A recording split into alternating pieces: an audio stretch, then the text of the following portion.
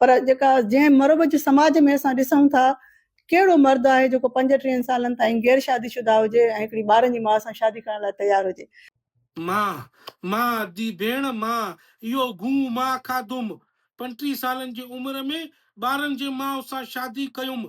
हाणे परावा ॿार तो पालिया, उन्हनि खे कपिड़ा मां वठी ॾिया, उन्हनि खे जूता मां वठी ॾिया, उन्हनि खे खाराया पीआरिया, महीने जो ख़र्च मां ॾियां, उन्हनि खे कुल्हे ते विहारे मेलो मां घुमाए अचां। बाबो वरी पंहिंजे पीउ खे सॾनि था, मूंखे बाबो सॾनि ई नथा। इहो कारियर मांखे खाधो, मां से कुर्बानी ॾियण वञा पोइ, माशरे में मिसाल क़ाइमु कयां पोइ। मां चयुमि इहा अज़ीम कुर्बानी आहे, हिकु ॿारनि जे माउ सां शादी कयां। छोरा अहिड़ा निभागा आहिनि, सुबुह थींदे ई मुंहिंजो नालो खणी चवंदा सुधीर वञी असां लाइ पापा वठी आ, असां लाइ कारा वठी आ, असां लाइ बिस्कुट वठी आ, असां लाइ पीस वठी आ, असां चांहि पीऊं।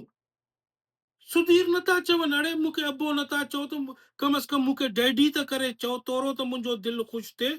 मूंखे अबो नथा सॾनि, ॼण मां ॼाओ न या मूंखे पोतड़े मां चंडे कढियो अथनि।